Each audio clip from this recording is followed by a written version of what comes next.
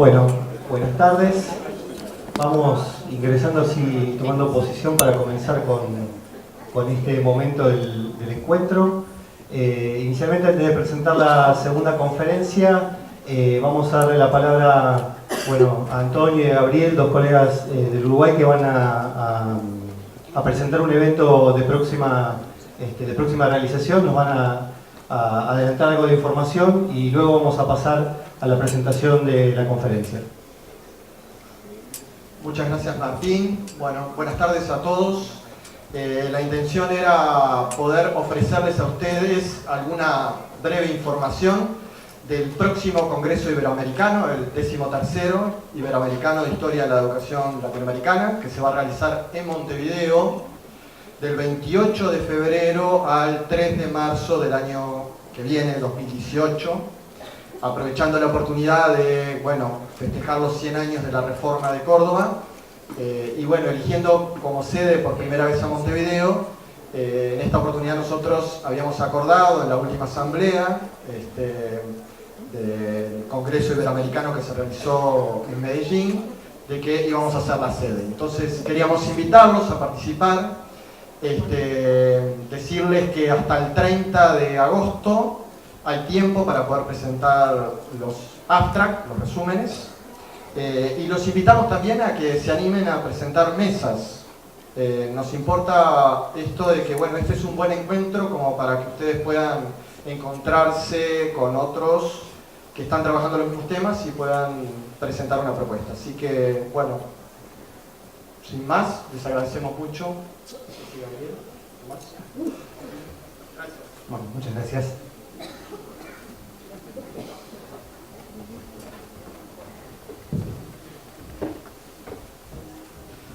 Bueno, y entonces ahora vamos a dar paso a la segunda conferencia de esta H39. Vamos a presentar a Julie McLeod. Julie es profesora de Currículo, Equidad y Cambio Social en la Escuela de Graduados de Educación de Melbourne y vicedirectora de investigación de la Universidad de Melbourne. Investiga sobre historia y sociología de la educación con un enfoque en la juventud, el género y el cambio social. Recientemente ha sido editora de la revista internacional Gender and Education y directora adjunta del Melbourne Social Equity Institute. Obtuvo una beca Futuro del Consejo de Investigación de Australia y es miembro elegido de la Academia de Ciencias Sociales de Australia. Entre sus libros se encuentran Rethinking Youth Wellbeing, Critical Perspectives, The Promise of the New and Genealogies of Educational Reform, Researching Social Change, Qualitative Approaches. Actualmente está escribiendo un libro sobre la historia de la educación progresiva y la educación alternativa en Australia y un libro coescrito sobre la memoria y nostalgia en las historias orales de escolarización. Va a disertar sobre el tópico Libertad y tradición, cómo la educación progresiva y el feminismo reformularon la escolarización en la década de 1970. Bueno.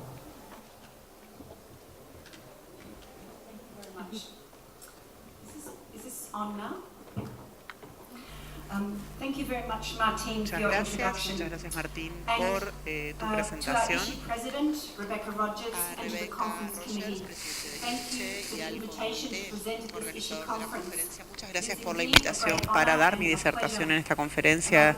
Es un honor y un placer y quiero agradecer especialmente a Miriam Southwell y a Ariel Sisman por la coordinación de mi visita y por ayudar a que mi viaje vaya tan bien. También a mi amiga Inés Dussel por presentarme a tanta gente también. También quiero reconocer el trabajo de las intérpretes hoy y todas las personas que están detrás de escena que han ayudado a materializar este evento. A las colegas y los colegas que están presentes hoy, porque realmente su investigación y conversaciones críticas han sido importantes en mi trabajo. También quiero reconocer las contribuciones de mis colegas y de los investigadores en la Universidad de Melbourne, especialmente a Katie Wright, Sari Bright-White, Nicole Davis y Shannon Healy. Existe mucho debate sobre educación hoy y se ve dominado por los efectos de las agendas globalizantes, de la medición de la educación, las evaluaciones, las pruebas y las políticas. donde se presentan argumentos familiares del pasado, como si uno estuviera trabado en un constante rebobinado. En esta era de una educación que se enfoca en arreglar las cosas, de hacer aprendizaje visible, muchas veces plantean la necesidad de definir los propósitos de la educación. El acceso al Big Data ha transformado el sentido de las políticas y ha ejercido presión para rastrear el aprendizaje y para producir aún más datos. Y estas actividades se transforman en lo que nosotros entendemos como educación responsable. También ha creado políticas descontextualizadas, sin historia y sin ubicación geosocial, con datos comparables que se puedan analizar en un tiempo y en un lugar. Todo esto le está dando nueva forma a cómo comprendemos la educación. Cuando los temas de igualdad se incluyen en estas discusiones, muchas veces se representan con justamente representantes, datos sobre acceso, participación y evaluación de resultados, pero no necesariamente se conjugan con una deliberación explícita o una ética o una normativa, o cómo la educación le da forma a las subjetividades y estas a su vez le dan forma a quiénes somos. ¿Qué tipo de estudiante y qué tipo de maestro se están generando en este nuevo mundo educativo, donde las políticas son más amplias y el aprendizaje reemplaza a la educación?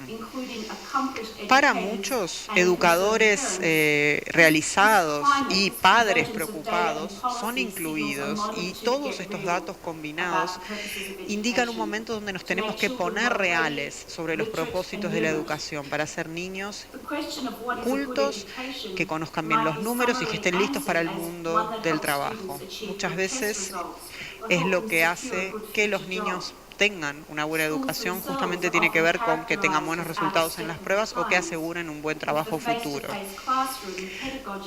Con las pedagogías del aula de clase, estas se ven desafiadas por las tecnologías de comunicación. El estudiante ideal es el malabarista, el que se puede adaptar, el que puede planear y organizar el futuro. La dinámica entre el alumno y el estudiante se transmite en un lenguaje diagnóstico, y las metáforas describen el aula de clase como una clínica separada espacialmente del mundo que la rodea. Un lugar donde se arregla, se repara, con una enseñanza de calidad que se considera un determinante principal para un resultado de aprendizaje exitoso. Para otros, y de esto voy a estar hablando en el día de hoy, la escolarización en el presente es equivalente a un declive. Está inmersa en un mundo de nostalgia, de pérdida, de pesimismo, de desesperación. Y muchas veces esto incluye una narrativa generacional en la que los maestros y los educadores tienen sensibilidades y concepciones de una buena educación que se formaron en tiempos de antaño y que tienen un deseo de volver a estos valores que guiaron en un principio su trabajo educativo. En el caso de Australia, vemos cómo los maestros y los educadores educados en los 60 y en los 70 en general se aferran a las nociones de participación de los estudiantes, desarrollo de planes de estudios y construcción conjunta de planes de estudios. Los temas que tienen que ver con el enfoque en el niño, una escolarización más democrática o más emancipada, o planes de estudio basados en los estudiantes en general, se han abandonado o en general surgen como representantes de un tiempo anterior donde los futuros educativos no eran tan apresurados. ¿Qué tienen que ver estos comentarios preliminares con los desafíos que aparecieron en los 70 hacia el status quo de la escolarización? Plantarse frente a las restricciones de la escolarización convencional, el progresismo de principios del siglo XX, como en los 70, se ha plantado a favor de la libertad y a favor de la experiencia del niño. Y uso el término educativo educación progresista para resumir el enfoque en la experiencia, en el niño y en una orientación que conecta las reformas educativas y la reformulación de las libertades individuales y del conocimiento y de lo social. Como indicó Thomas Fallas, si bien a principios del siglo XX la educación progresista era heterogénea, el tema central era el centrarse en el niño. La idea era que los métodos y los fines de la educación podían derivarse de las necesidades innatas del niño y que el rol de la educación era liberar estas necesidades. Pero hoy en día, ¿cómo se ve una educación progresista? ¿Qué podemos aprender de formas más tempranas de educación progresista? ¿Es algo que deseamos o es posible reciclar los vericuetos de la educación progresista de los 70 en cuanto a escolarización democrática? Eso es lo que se contrapone con este nuevo mundo de datos. Las respuestas a estas preguntas se necesitan y son necesarias para ofrecer más que un gesto o un pronunciamiento sobre la escolarización como una alternativa. Y también se debe tener en cuenta los contextos locales y nacionales, las historias, las restricciones, y se deben evitar el universalismo vacío de soluciones globales.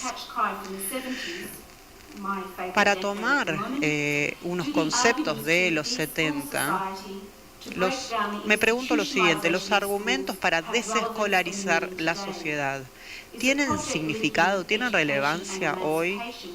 Un proyecto que conecta la educación y la emancipación, ¿es concebible o es realizable? Y también, seguramente no lo voy a pronunciar bien, pero Mechelin y Simon proponían que no se trata tanto de desescolarizar o de reescolarizar en el sentido de volver a principios escolásticos tradicionales, sino que se trata del desafío de reinventar las posibilidades de escolarización pública. No voy a leer toda la cita.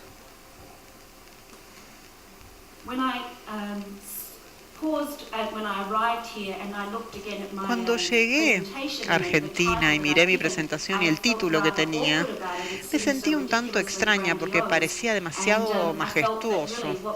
Y pensé, ¿qué más podía decir sobre estos conceptos tan icónicos de la educación? Pero aún así seguí escribiendo, porque me parece que hay mucho por decir. Si nos detenemos a pensar en qué más podemos decir sobre la idea de la libertad en la educación. ¿Libertad de qué? ¿Con qué propósito? ¿A través de qué medios? Gerd Biesta y Carl Anders Safstrom, en su Manifiesto para la Educación, observaron que la conexión entre la educación y la libertad tiene larga data. Si bien la educación inicialmente había sido concebida como algo exclusivamente para aquellos que ya eran libres, desde la Ilustración en adelante la educación se ha comenzado a concebir como un proceso de liberación en sí mismo, un proceso que apunta a la concreción de la libertad. Y durante un tiempo, ya bajo la influencia de Foucault, entre otros, el aspecto oscuro de la libertad y sus prácticas divisorias y las paradojas de sus normas regulatorias se han transformado en parte de cómo se considera la libertad, de forma menos trascendental y de forma más gubernamental, más técnica. Lo que espero hoy es mostrar que existe mucho más para decir sobre la educación progresista en relación con sus propias técnicas de libertad, sus redes, sus normas, sus exclusiones y contradicciones. Y particularmente voy a tratar de mencionar estos temas en relación a cómo se conjuga con el feminismo, el género y la raza. Además, cuando intentamos rastrear el linaje y el alcance de estas agendas radicales, también quiero plantear un enfoque más metodológico sobre las historias transnacionales y de hablar de estas como metodología. Y en mis comentarios finales quisiera reflexionar brevemente acerca del espectro del progresismo en cuanto a educación en el presente. Estos temas sobre el imaginario progresista lo realizo a través de un trabajo sobre lo que yo llamé el movimiento escolar comunitario alternativo de los 60 y de los 70 y del feminismo de la época. Los desarrollos de Australia son mi enfoque, especialmente actividades en el estado de Victoria, el estado donde yo vivo, trabajo y donde yo crecí. Esta investigación incluye una mezcla de fuentes, voces, imágenes, espacios, textos, actores, que se traducen también a entrevistas orales con antiguos estudiantes o maestros, docentes que asistían o trabajaban en estas escuelas, materiales de desarrollo profesional de los maestros, libros de texto, imágenes fotográficas, tanto formales como informales, publicaciones del Departamento de Educación, textos internacionales icónicos, manifiestos locales, periódicos y publicaciones de asociaciones y sindicatos de docentes.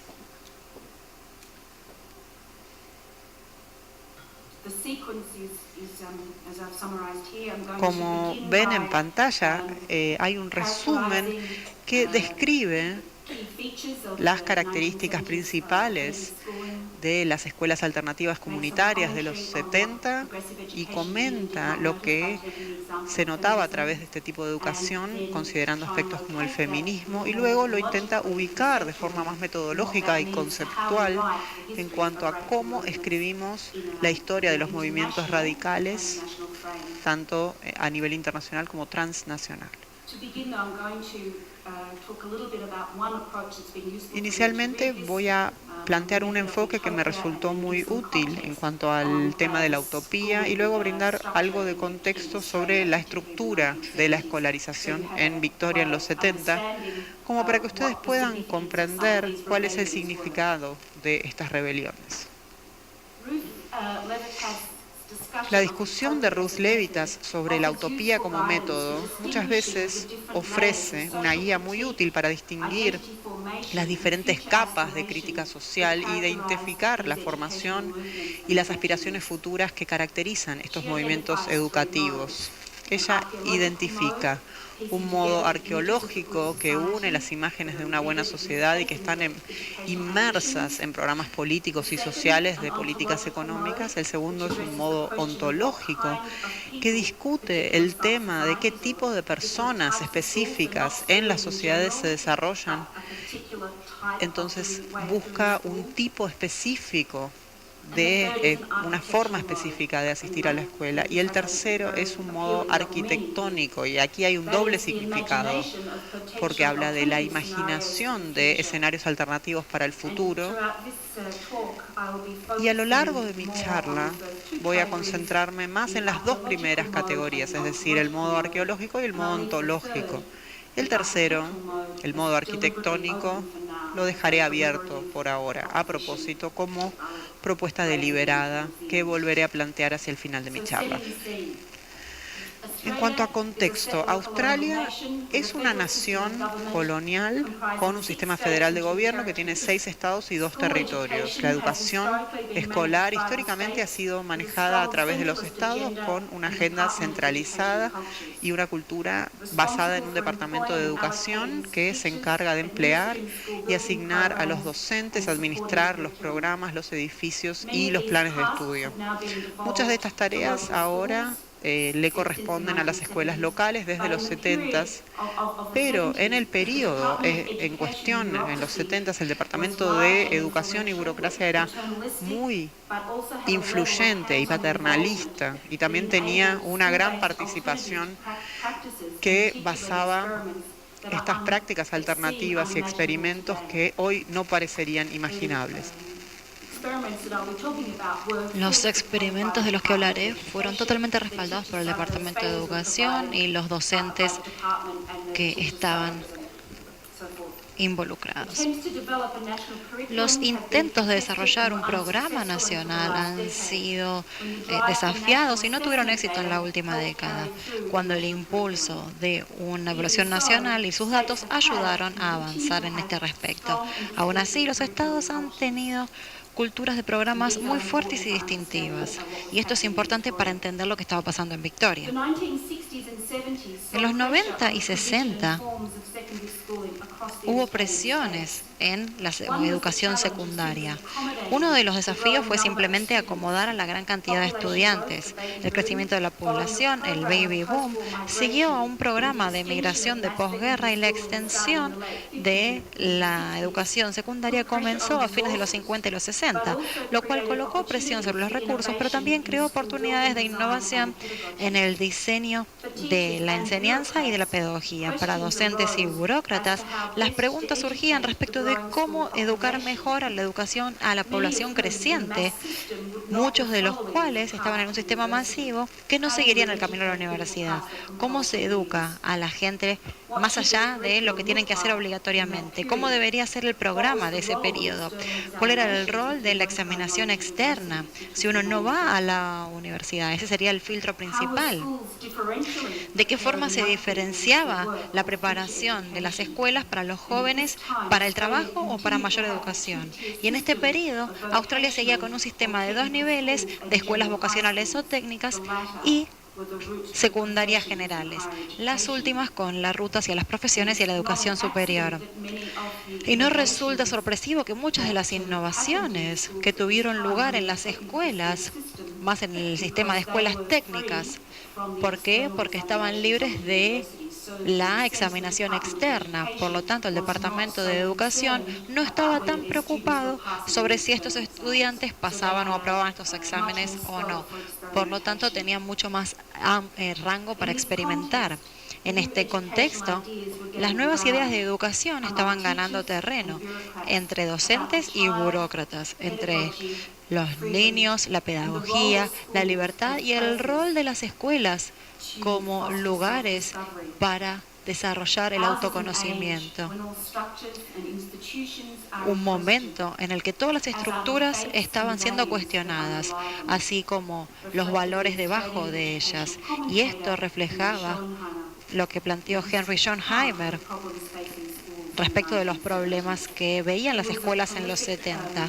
Él fue un educador y periodista que escribía para The Educational Magazine en Australia, y él planteaba que el mundo moderno se encontraba con una crisis muy importante en varios niveles para la cual las formas de enseñanza convencionales no eran lo suficientemente fuertes. Las prácticas de alguna manera exacerbaban dichos problemas. Su lenguaje, así como con muchos otros en ese momento, fue de desinstitucionalización, desescolarización, transformación social. Y a principios de los 70, un pequeño pero significativo número de escuelas del gobierno tenían programas alternativos, diseño de la educación y programas diferentes, y estos se establecieron en Victoria para ofrecer formas en las que ser docente y estudiante pudiera imaginarse de una forma distinta. Las escuelas comunitarias, que eran gratuitas, era una cantidad pequeña, de 20 a 30, y otras eran muy pequeñas a nivel primario. Pero las prácticas y estrategias que adoptaron tuvieron una influencia en las escuelas tradicionales, con relaciones menos jerárquicas entre los empleados y los estudiantes, planificaciones y entornos más abiertos, participación de los estudiantes en los programas, y la idea de que la voz del estudiante era clave. Por tanto, mucho se movía alrededor de integrar procesos democráticos de forma tal que los estudiantes tuvieran un rol en la gobernanza escolar.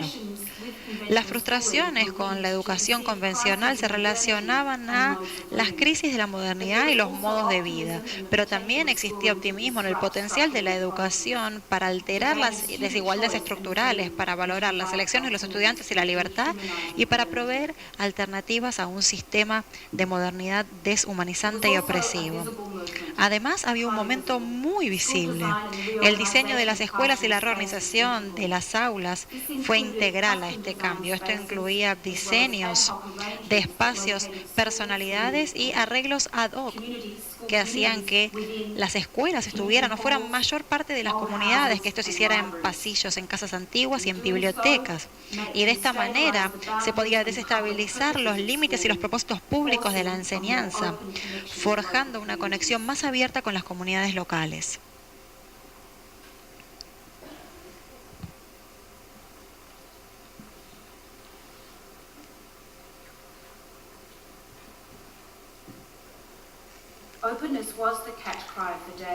La apertura era clave en esos momentos, pero siempre se refería a más que un tipo de aula.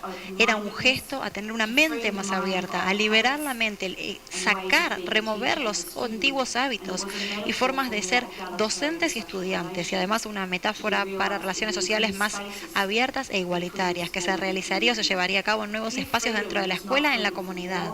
Esta no era libertad de la guerra, del hambre, de la opresión política y de las dictaduras, sino de una educación opresiva y de códigos morales y sociales que socavaban a los individuos y amenazaban a las bases de la comunidad y, por extensión, atenuaban también, en algunos casos muy severamente, a la democracia.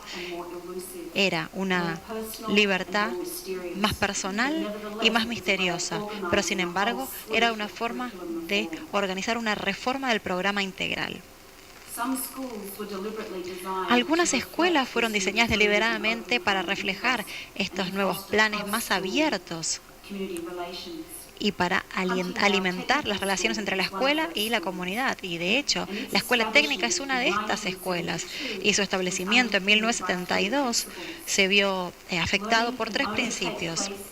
El aprendizaje solo puede tener lugar en el individuo. La escuela es una comunidad y opera como tal.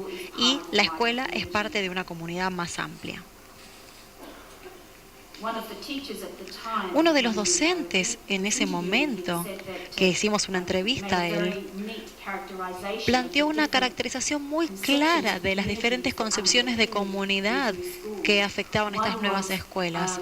Una era que la escuela incluía a la comunidad, la otra era que la escuela se adhería a la comunidad y la otra era el modelo en el cual la escuela de alguna manera quedaba retirada de la comunidad y creaba su propio romanticismo, su propia visión romántica. Las nuevas expresiones sobre ser un estudiante se cultivaban y esto era claro en el rechazo de los uniformes escolares, la legitimización de fumar en las escuelas y el alejarse de regular el cuerpo de estudiantes, el largo del cabello, el largo de las faldas, el uso de maquillaje, joyas, etc.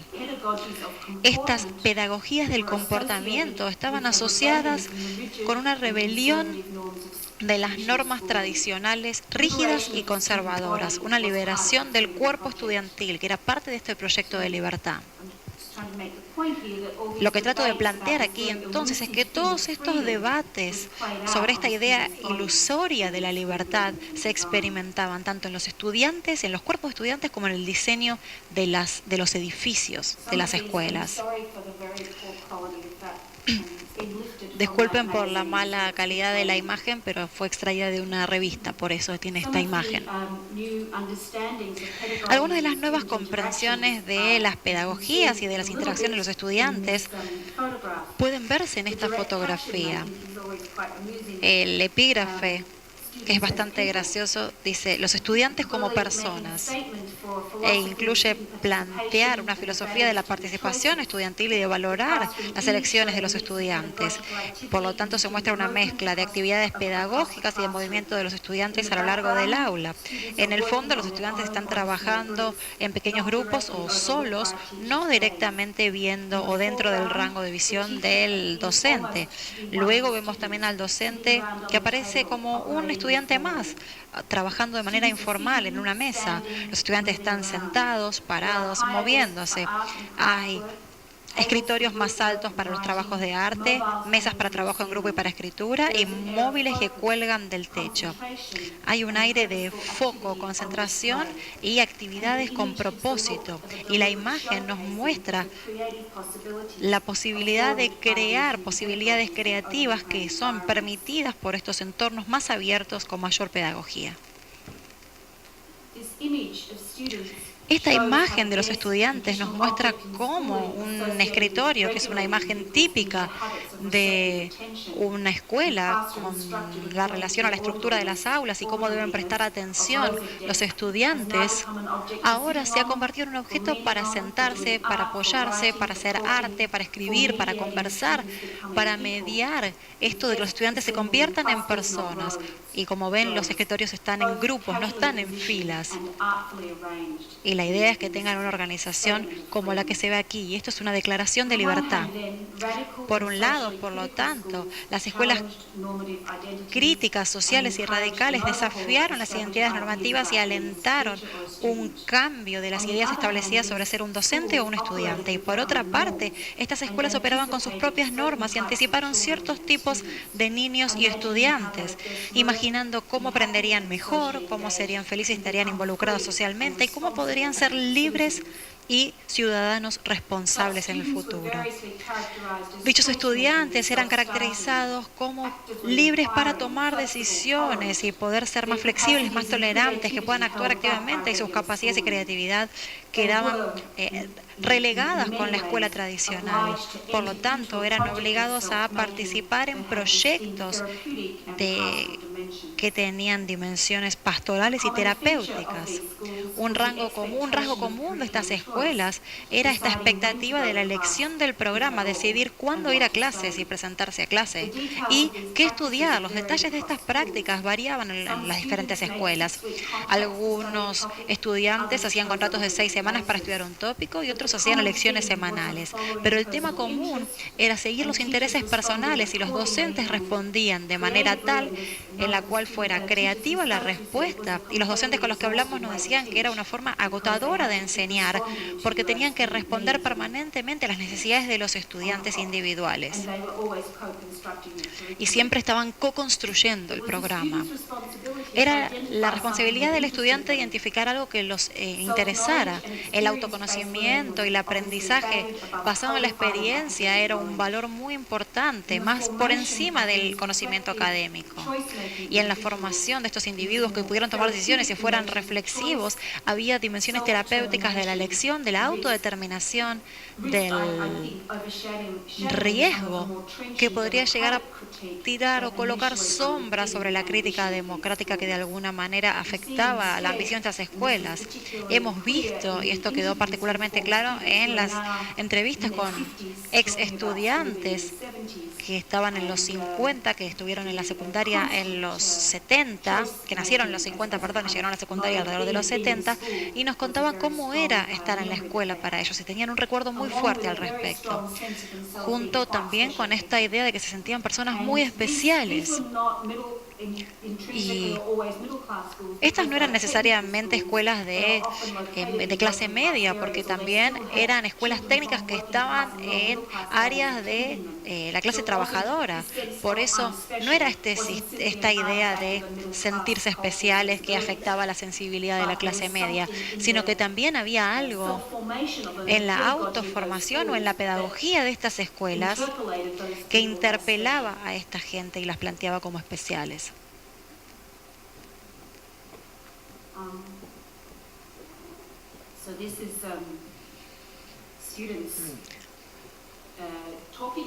Estas son citas de los estudiantes.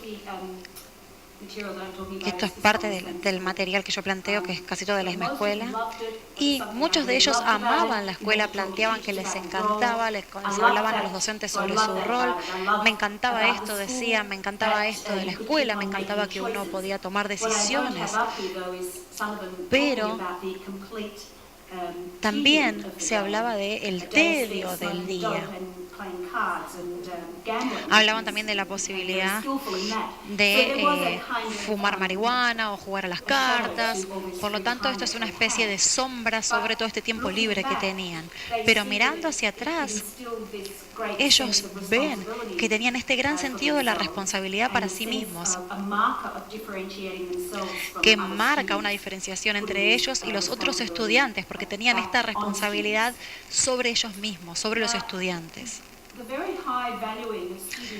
La valoración alta de los estudiantes como individuos, con sus derechos respetados y la posibilidad de tener libertades cotidianas, era un tema repetido en los estudiantes y sus entrevistas y con los docentes también.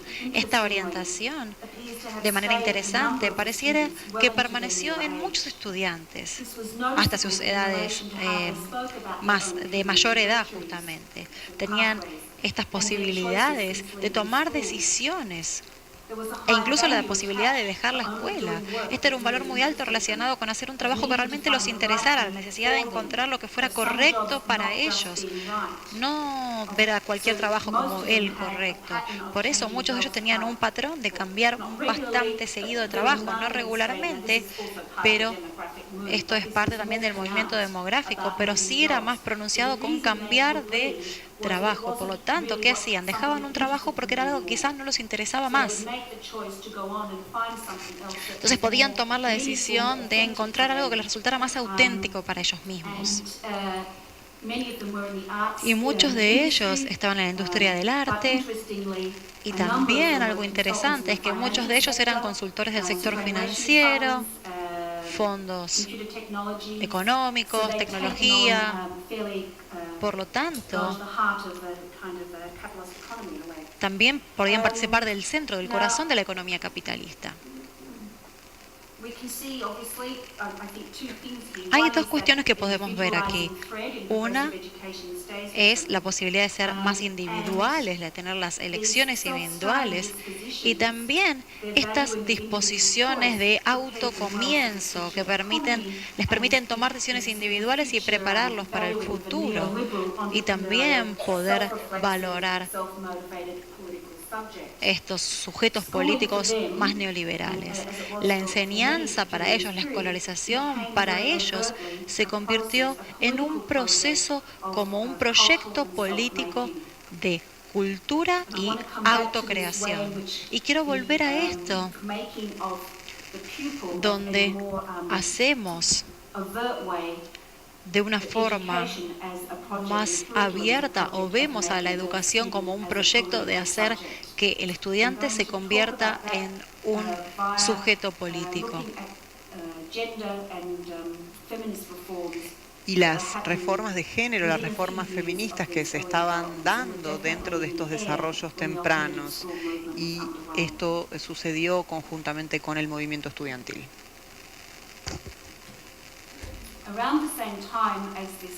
En este mismo momento, cuando surgía el movimiento contraescolar, el feminismo también estaba adentrándose en la política educativa y en la práctica profesional de Australia.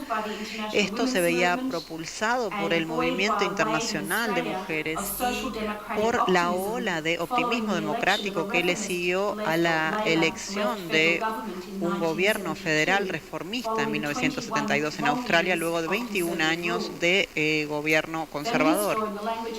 El feminismo, o como se decía en el momento, el movimiento de liberación de las mujeres y las oportunidades igualitarias, empezaban a tener un impacto en las escuelas, en los textos de los planes de estudio y en la representación del conocimiento sobre la organización de pedagogías para el aula de clase y las dinámicas basadas en género, a quién se lo notaba, cómo se lo notaba, un estudiante que mostraba atención y que demandaba atención. Todo tenía que ver con el género, también tenía que ver con la formación de las prácticas de enseñanza.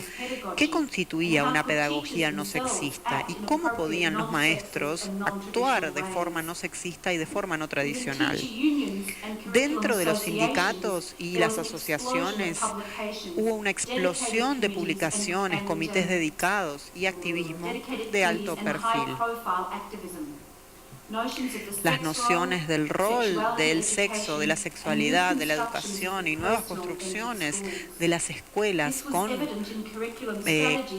contenidos personales se ponían en juego en estrategias que ponían en juego una clarificación de valores y también se hacían políticas y también pedagógicas. Los estudiantes implementaban futuros no tradicionales con las niñas que comenzaban a continuar estudiando matemáticas matemáticas, ciencia, y empezaban a pensar más en trabajo pago más que en una familia o en un casamiento. La oportunidad y la obligación de reinventarse a uno mismo y de liberarse de las restricciones de la tradición sexista se conjugó con algunas de las dimensiones de reinvención del feminismo y que se pusieron en claro en las reformas pedagógicas.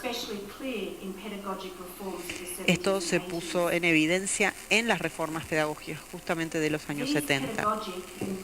Estas sinergias pedagógicas y políticas entre los elementos antisexistas y la educación progresista apuntan al cultivo y a la promoción del sujeto transicional de la escolarización. El plan de estudio se transforma en una forma de autodescubrirse y también como un sitio cultural para la comunidad y para fabricarse y construirse a uno mismo. Los contrastes del sujeto normativo que caracterizan a la escolarización en el día de hoy, en contraste con el estudiante amenazado por la institucionalización que los reformistas estaban tratando de combatir. Por eso estoy tratando de hablar de la historicidad de estos elementos, que no eran solamente políticos, en cuanto que todos los conocimientos son políticos, sino que tenía una forma muy consciente de constituirse dentro de estos movimientos. El impacto del activismo feminista se sintió realmente en el epicentro de las burocracias educativas, porque se establecieron unidades de oportunidades igualitarias, planes de estudio específicos, directivas de políticas y recursos para respaldar las iniciativas escolares. Los sindicatos y los movimientos comunitarios siempre llevaron adelante cambios de actitud y también un despertar de la conciencia. En el año 77 se declaró que el coordinador especial para oportunidades igualitarias desarrollaría esta política para luchar contra los últimos vestigios. Había gran optimismo en torno a estos temas. La educación en general fue un punto crucial para las tareas feministas y para las prácticas de las nuevas formas de ser niña, niño, mujer u hombre. La escolarización se veía como un punto de mediación entre lo social y lo político y de las esperanzas del feminismo. En recuentos históricos más formales sobre la educación de los 70 existe un riesgo, pienso, de inscribir una división o una bifurcación de narrativa histórica en el que el feminismo está en las tangentes, y muchas veces esto fue desarrollado por historiadores de género, pero de forma un tanto anticuada y no ingresa en la historia central. Y esto tiene raíces en la reforma progresista y radical, y en el sentido en que no ha prestado demasiada atención al feminismo. Por eso creo que parte de la explicación del feminismo social en los 70 fue la decepción del feminismo para con las políticas de los hombres de izquierda. Esto es una historia antigua.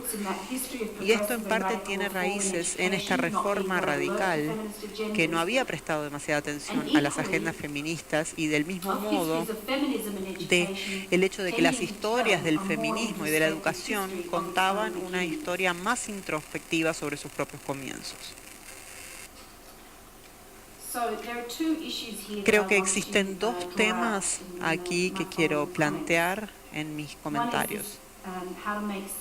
El primero es cómo comprendemos o cómo analizamos estas dos historias paralelas, porque la primera historia es cuando el género y cuando el feminismo aparecen y no aparecen como una categoría que nos preocupa, que nos genera interés en discursos y textos de escolarización progresista y democrática.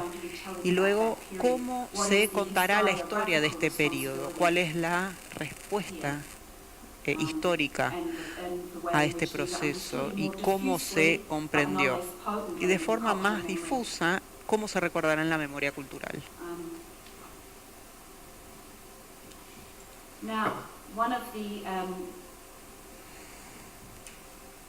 this is just a reflection from one of the school community principal at the time. Esta es una reflexión del rector de una escuela comunitaria cuando le pregunté qué recordaba del género y del feminismo de la época.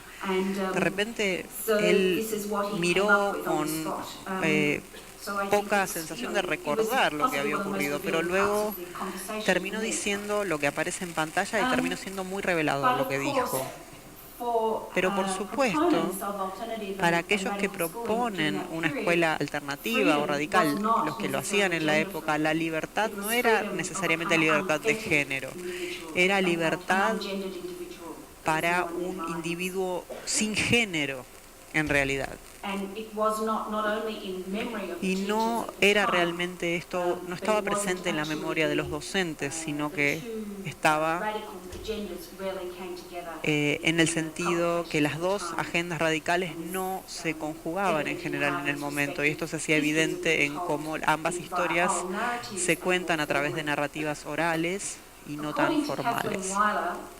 De acuerdo con Kathleen Weiler, el género se ha ignorado significativamente como categoría de análisis histórico en la historiografía de educación progresista en los Estados Unidos. Ella plantea que la diferencia de género, tanto como ocurre con la raza y otras posiciones para con el sujeto, se refiere al trabajo de diferenciar. Esto conlleva no solo cómo se construye la diferencia en las prácticas institucionales del Estado y del sistema legal durante el momento que uno está estudiando, sino también cómo se convoca en la interpretación escolarizada del pasado. Por eso quiero prestarle atención a lo que estamos haciendo hoy al crear esas historias del pasado.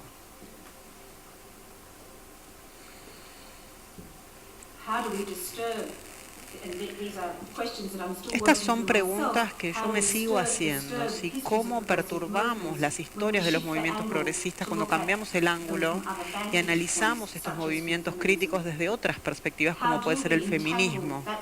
¿Cómo combinamos esta historia del feminismo y educación progresista?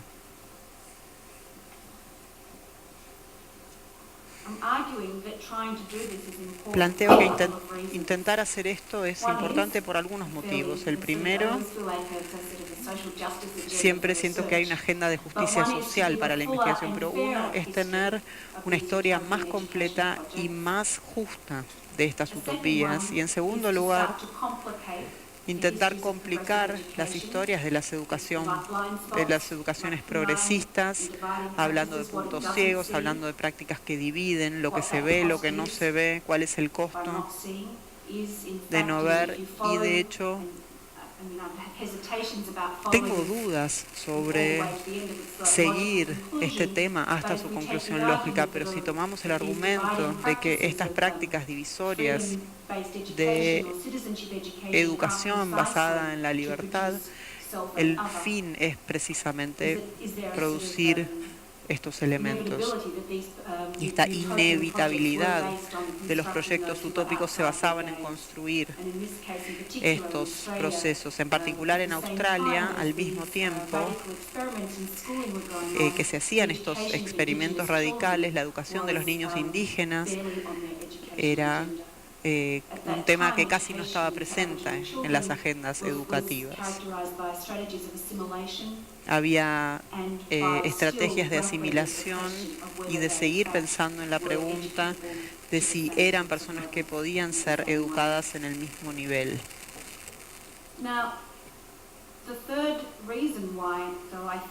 El tercer motivo por el cual esto es importante es tratar de pensar en estos movimientos conjuntamente. Si los analizamos conjuntamente, nos da una idea de la formación del estudiante como sujeto político, de escolarización, transformándose en un proyecto de libertad y en un proyecto político.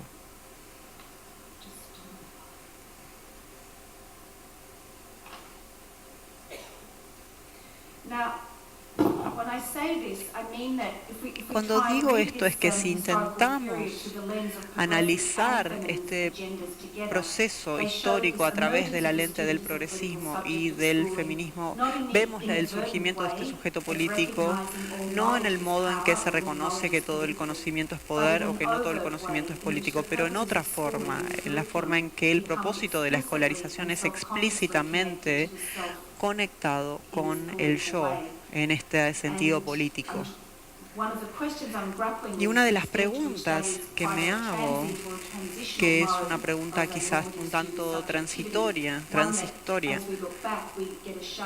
porque cuando pensamos en el pasado, pensamos en los límites y en la historicidad, y esto se transforma en algo importante cuando pensamos en el espectro, en el fantasma de la educación progresista que tenemos hoy, donde o se los considera algo que uno debe dejar atrás completamente porque a los alumnos no se los estaba educando de forma eficiente, o también podemos pensarlo como algo que tenemos que traer de vuelta a nuestros sistemas educativos. Entonces, el modo en que tratamos de analizar lo que ocurría explícitamente es importante.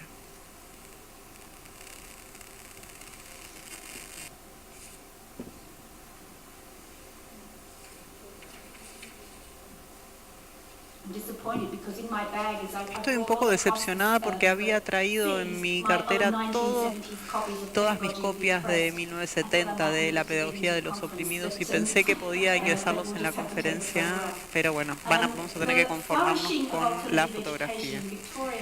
El florecimiento de la educación alternativa en los 70 en Victoria no surgió en un vacío cultural o sin conexiones con otras historias más amplias. El flujo de ideas transnacionales y de expertos eran centrales para este periodo de reforma, así como lo eran para las olas más tempranas de progresismo, con las visitas a Australia en los 70, con figuras como Illich, que tenía que ver con las asociaciones con los alumnos y la diseminación de sus textos y sus ideas. Todo esto puede encontrarse en libros, en tiendas de libros usados o en libros que tienen ex profesores, o se pueden encontrar en entrevistas con maestros que reflexionan de forma romántica sobre cómo leer esos libros les cambió la vida, tanto a nivel personal como profesional.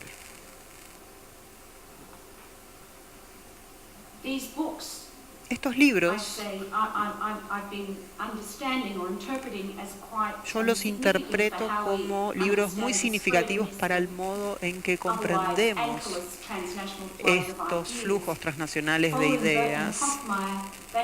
Y Hofmaier plantea que los libros, como las palabras, no son ficcionales y no son materiales o objetos simplemente, sino que son agentes materiales, creadores de caminos para la circulación de ideas y discursos, y como tales, fabricantes de historias. Y una forma de comprender el surgimiento de la escolarización neoprogresista y alternativa en Australia es a través justamente de esos circuitos transnacionales de ideas. Al ser propuestos como una alternativa a la educación comparativa de la vieja escuela, lo transnacional se ha transformado en algo tan familiar que ya ha agotado algunas de sus características analíticas a través de la repetición, sin siempre agregar la especificidad de los detalles que los estudios comparativos robustos pueden producir. Las simplificaciones de transferencias unidireccionales e historias translacionales e estudios comparativos de educación han sido bien documentados, incluidos las dimensiones colonizadoras de los orígenes metropolitanos de las grandes ideas que surgen como misionarios que pueden ser trasplantados y llevados a otros lados. La noción de ideas que se transportan es verdad, pero también no, cuando uno piensa en estos conceptos, muchas veces no logra plantear solamente ideas que misteriosamente se trasladan a lo largo del tiempo y el espacio. Las historias relacionadas en general se relacionan con historias que ofrecen matices, riesgo con movimiento, reflexión, dinamismo y todos los nuevos hitos de esta nueva metodología. El énfasis está sobre múltiples puntos de entrada, préstamos, interferencias no lineares, flujos cruzados y procesos de recontextualización y de volver a hacer. Para las epistemologías descolonizantes, como se planteó esta mañana en los diálogos sur-sur, que creo que yo podría hablar de alguno de ellos también, estos son movimientos valorables, no simplemente posicionar flujos multidireccionales como una resistencia y llevarlos al centro, sino admitir los espacios generativos de la producción del conocimiento con la historia más allá del metropolo. Este aspecto es de particular relevancia para la educación alternativa en la Australia de los asentamientos coloniales, donde la necesidad de escolarización democrática y libertad sucedía al mismo tiempo en el cual había proyectos de asimilación de los pueblos aborígenes. Aquí el tema no era la libertad, porque ellos no eran libres, sino que el punto de la educación era, ¿podían ser reconocidos? Y si lo eran, ¿se reconocerían o se diferenciarían o no sus diferencias? A pesar de algunos de los puntos de esta manera de pensar a la historia, en la cual abordamos las ideas y la materialización de las ideas, a mí me parece que el desafío para el historiador enredado es poder desenredar estas conexiones y relaciones y de manera importante cómo encontrar cuáles son esos enredos que importan. Si no, esta historia enredada podría llevarnos a las mismas trampas que fueron creadas por las ideas que se transportaban. Ahora bien, una ruta hacia esto fue sugerida por la noción de hacer conceptos transnacionales que sean provinciales, y lamentablemente no creo que pueda decir mucho más sobre esto, pero sí creo que hay formas de pensar sobre estos movimientos que reconocen que uno no abandona la historia de este metropolo o desde esta metrópolis, desde la periferia. Y esto está influenciado también por el trabajo de Chakrabarty. Por ejemplo, términos como libertad o emancipación son imposibles de encontrarlos allí, con ese tipo de historia europea o metropolitana. Ahora bien, desde estas cuestiones y preguntas que yo planteo sobre qué más se puede decir sobre estas cosas, como la libertad, la emancipación, en especial en la década del 70, yo quisiera identificar aquí 3 desafíos. Uno es diseñar una historia del progresismo y de la educación alternativa más práctica y técnica y material, con estas esperanzas de la educación progresiva dentro de estos impulsos radicales fervorosos de la comunidad y del movimiento de desescolarización. En segundo lugar, situar y desenredar estas innovaciones posteriores y estas prácticas posteriores en Australia en relación con esta circulación internacional transnacional de corrientes. Y en tercer lugar, sería desenredar estas historias de progresismo y educación alternativa y relacionarlas con el feminismo y otros proyectos radicales y sociales. En otras palabras, un movimiento analítico es desenredar prácticas, influencias, ideas, y otro es un desenredo deliberado de historias que están o que fueron contadas de manera separada, sin tener tanto en cuenta sus genealogías y con menos atención a estos movimientos disruptivos o utópicos. Por lo tanto, aquí lo que tenemos que hacer es dividir el canon historiográfico y pensar de manera diferente sobre cómo relacionamos o unimos las piezas del pasado educativo, los vectores que seguimos y las asociaciones que hacemos y deshacemos. Y al hacer esto, yo espero que podamos tener un sentido más completo del tipo de estudiantes y sujetos que estos movimientos alientan, la transición de este sujeto político que fue historizado. Voy a terminar con un eco a Ruth Levitas, con este tema de los propósitos ¿Y cómo nos convertimos en estos proyectos utópicos?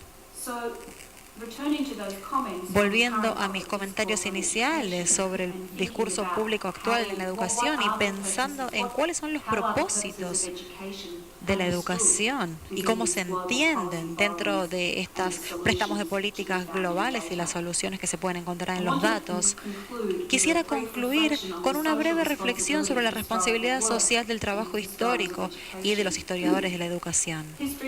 La historia fue alguna vez vista como una búsqueda más o menos práctica, una guía para la vida pública de los líderes, sus asesores y ciudadanos, planteó David Armitage. Y continúa, la historia y sus análisis desplegados del pasado precisamente para moldear el futuro. Y asimismo, él observa, en el último siglo, la historia gradualmente perdió su público, su misión orientada hacia el futuro, aunque hay señales de su vocación en un disfraz un poco más radical, democrático y crítico, que puede llegar a volver. Ische, en 2017, y su tema, la emancipación y la educación, nos invita a todos a reflexionar en el rol público de los historiadores de la educación, localmente y más allá, para cambiar y moldear el discurso educativo y la memoria histórica de los proyectos educativos emancipatorios, utópicos y progresistas. Muchísimas gracias.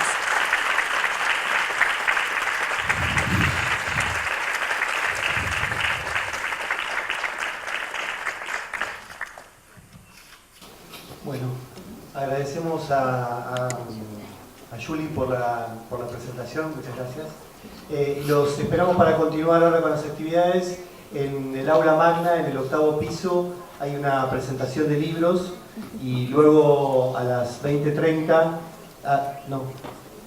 20:15, a las 20:15 nos reunimos para salir en los micros, en los ómnibus, en los buses, hacia el banquete.